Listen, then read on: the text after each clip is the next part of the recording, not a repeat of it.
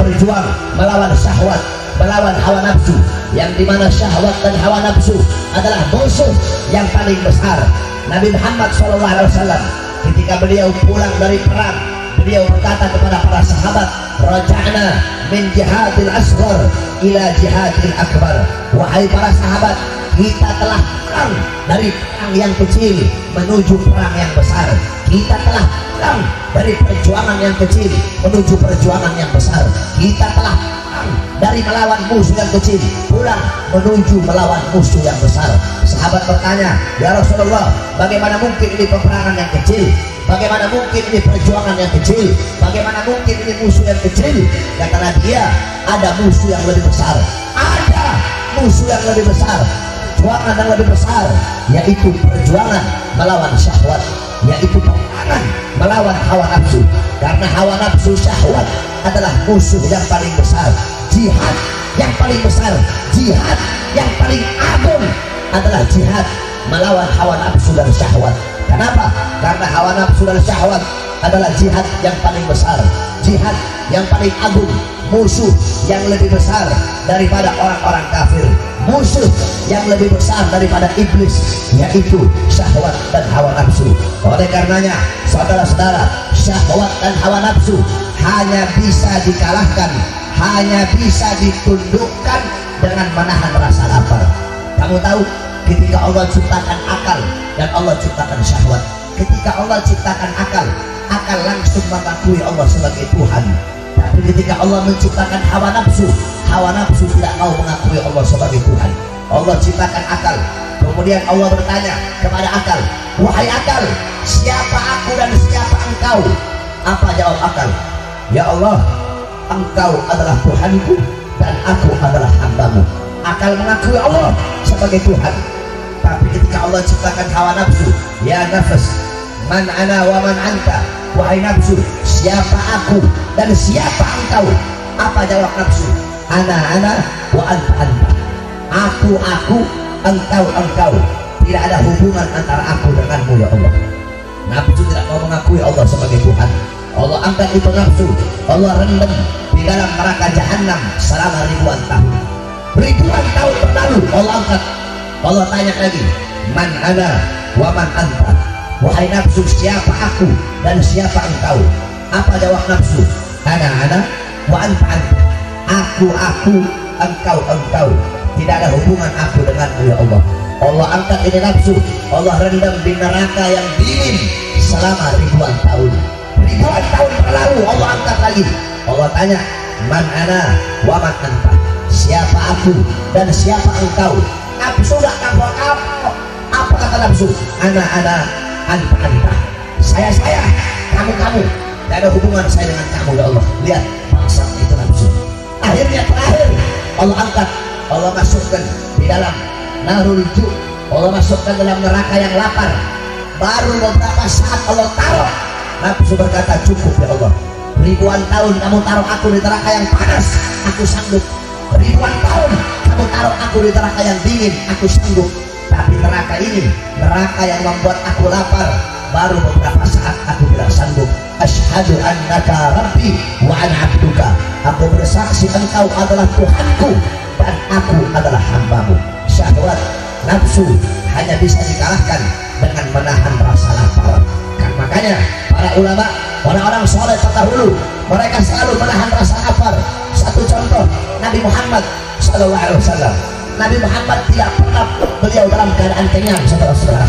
Nah, satu waktu ketika sahabat Nabi membawakan bubur gandum dan harisah, membawakan gandum dan harisah untuk Nabi, dibawa itu bubur, ya Rasulullah, ini aku punya bubur untukmu ya Rasulullah. Apa kata Nabi? Bawakan ini bubur kepada Fatimah, karena sudah 3 hari 3 malam Fatimah belum makan. Dibawa itu bubur kepada Sayyidatuna Fatimah. Ketika itu bubur sampai kepada Sayyidatuna Fatimah, apa kata Fatimah? Bawa saja ini bubur kepada ayahku Muhammad, karena sudah 3 hari 3 malam ayahku belum makan. Saudara-saudara, Rasulullah 3 hari 3 malam tidak makan, mengganjal perutnya dengan sebongkah batu, sampai-sampai qalat Aisyah radhiyallahu anha indamat ala gabrin Nabi.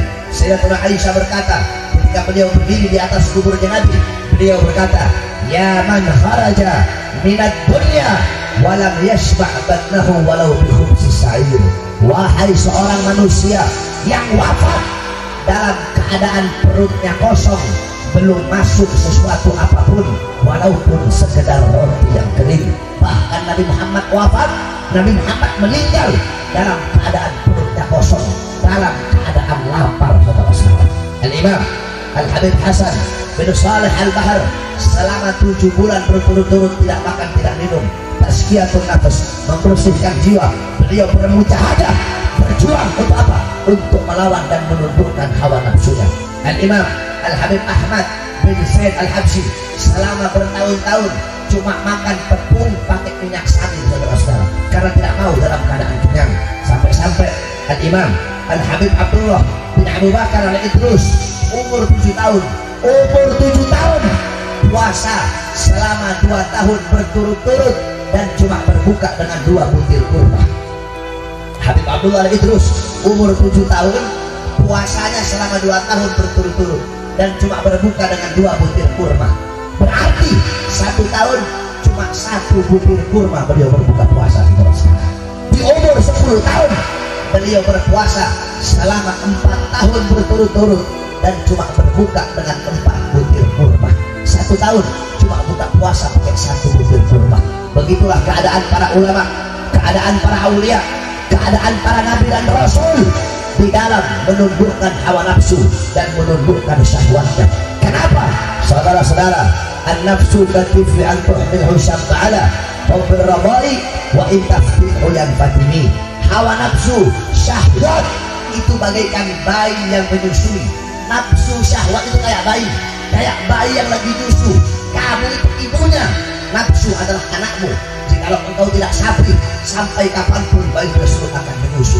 Jadi sapi, jangan engkau turuti kemauan hawa nafsumu, jangan engkau turuti kemauan syahwatmu, karena hawa nafsu dan syahwat pasti akan mendorongmu untuk berbuat maksiat kepada Allah Subhanahu wa taala. Tuba liman kana aqluhu amira wa hawahu asira, fawailul liman kana aqluhu asira wa hawahu amira.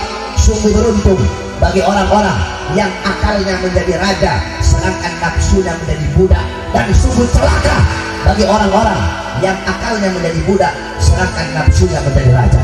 Saudara-saudara, kita manusia Allah ciptakan sempurna. Allah punya 3 makhluk. Pertama malaikat. Malaikat punya akal, tidak punya nafsu. Malaikat punya akal, tidak punya nafsu. Kedua binatang punya nafsu, tidak punya akal. Kita manusia sempurna. Apa-apa yang tidak dimiliki oleh malaikat kita punya. Apa-apa yang tidak dimiliki oleh binatang kita punya. Malaikat gak punya nafsu, kita punya. Binatang gak punya akal, kita punya. Maka barang siapa yang akalnya mengalahkan nafsunya, kedudukan dia lebih mulia dari malaikat. Dan barang siapa yang nafsunya mengalahkan akalnya, kedudukan dia lebih rendah daripada seekor binatang, saudara-saudara. Oleh karenanya, jaga kau punya nafsu, perhatikan, tundukkan kau punya nafsu. Jangan pernah engkau turuti kemauan nafsumu. Saudara-saudara, anna syahwata tusayyirul abida muluka wasabra yusayyirul muluka. Anna syahwata tusayyirul muluka abida wasabra yusayyirul abida muluka. Apa dikatakan? Sesungguhnya syahwat, sesungguhnya hawa nafsu bisa menjadikan seorang raja menjadi budak karena hawa nafsu. Sebaliknya, kesabaran, ketabahan bisa menjadikan seorang budak menjadi raja. Alam taro Yusuf wa Zulaikha. Tidak pernahkah kamu melihat, tidak pernahkah kamu mengetahui, tidak pernahkah kamu mendengar kisah Nabi Allah Yusuf dan Siti Zulaikha? Siti Zulaikha mencintai Nabi Allah Yusuf karena nafsu, karena syahwat. Hubbuka syait yu'mi wa yusimma. Kecintaanmu kepada sesuatu membuat engkau buta, membuat engkau tuli. Kecintaan Siti Zulaikha kepada Nabi Allah Yusuf karena ketampanan, karena syahwat, karena nafsu, sehingga membuat dia buta, dia tuli, buta hatinya, tuli hatinya, sehingga tidak bisa membedakan mana halal mana haram, sehingga ingin mengajak Nabi Allah Yusuf untuk berzina. Akhirnya yang awalnya dia seorang punya posisi, di dalam kerajaan Mesir. Dia punya posisi istri seorang perdana menteri karena tidak bisa menundukkan hawa nafsunya menjadi seorang budak. Sebaliknya Nabiullah Yusuf awalnya seorang budak, karena dia sabar, karena dia tabah, akhirnya dia pun menjadi seorang raja. Ingat, syahwat nafsu bisa menjadikan raja menjadi budak, sedangkan kesabaran bisa menjadikan seorang budak menjadi raja.